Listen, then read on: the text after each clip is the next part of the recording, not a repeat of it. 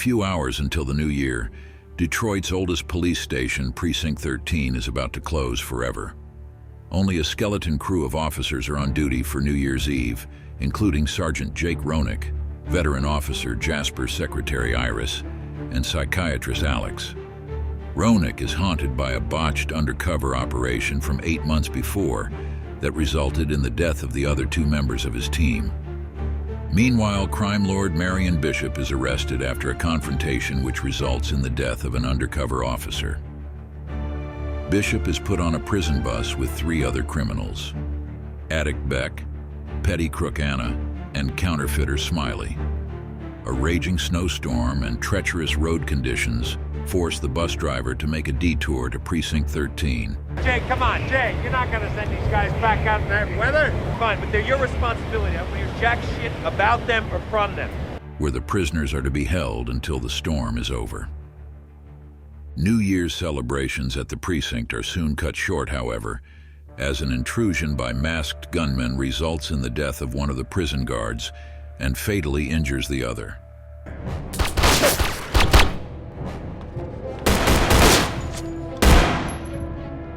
The officers soon find they are surrounded by unknown assailants preparing to lay siege to the precinct. Cellular phone reception has been jammed, as well as any radio communication.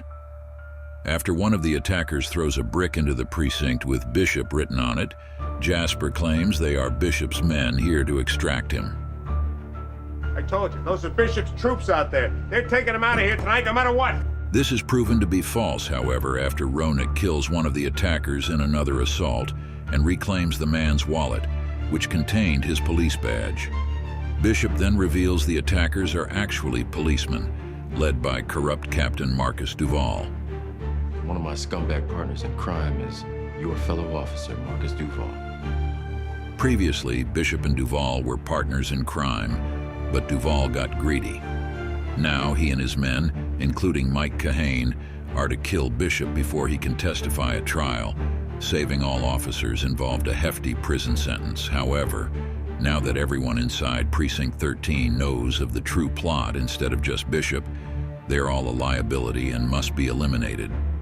Heavily outnumbered by a growing police force made up of street cops, snipers, and elite SWAT troopers, Roenick makes the decision to free and arm the prisoners to help them hold out until dawn. Although the officers do not trust the criminals and the other way around, Roenick and Bishop reach an agreement to cooperate in order to stand a chance to survive the night. With their combined efforts, they manage to repel further attacks by the police forces and reclaim their weapons. Soon, Precinct 13 is joined by another officer, off-duty cop Capra.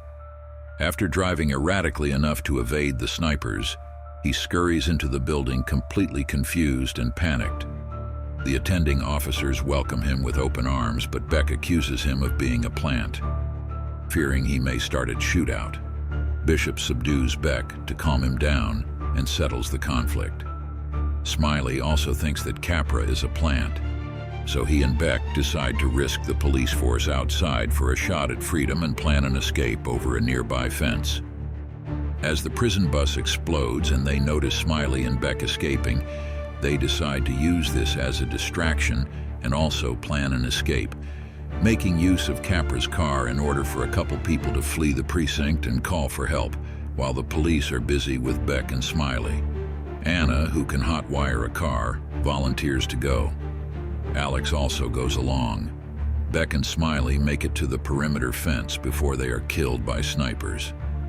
Anna and Alex appear to have made it before a cop hidden in the back seat shoots and kills Anna, causing the car to crash and Alex to be captured.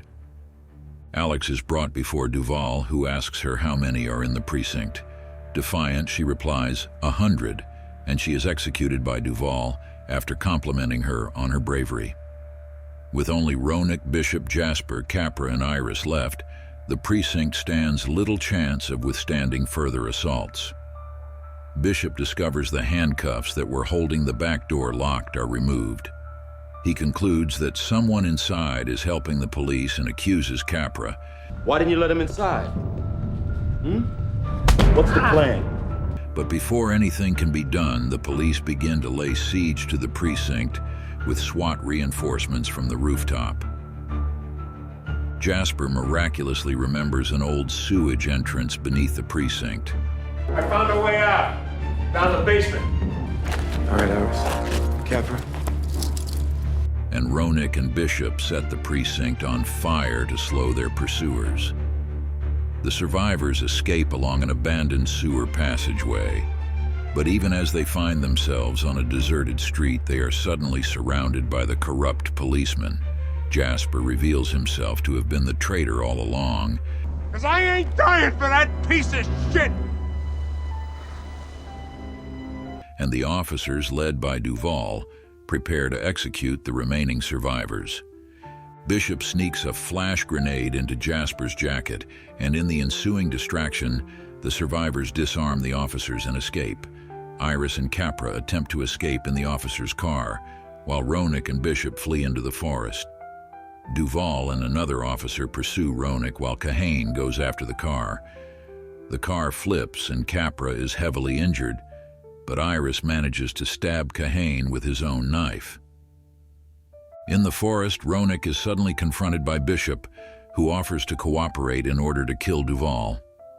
As the corrupt officers have night vision, and Roenick and Bishop do not, Roenick volunteers to draw their fire so Bishop can see the muzzle flashes from their weapons and dispose of them while they are distracted. The plan works, and Bishop kills the accompanying officer, but he is then shot in the stomach by Duvall, who orders Bishop to lure Roenick into a trap. Roenick arrives and guns down Duvall, but is shot in the side and injured also. After considering their cooperation throughout the night, Bishop decides to spare Roenick, who vows that he will find and arrest him someday. I will find you.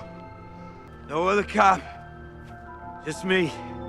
After Bishop limps away, officers led by Iris arrive. An officer asks Roenick if anyone else is in the forest, and after looking around for a moment, he replies no. The last shot is of an injured Roenick and Iris making their way to the ambulance, where Iris states she did not even recognize the battle-hardened Roenick of the night, and he replies, "Get used to it."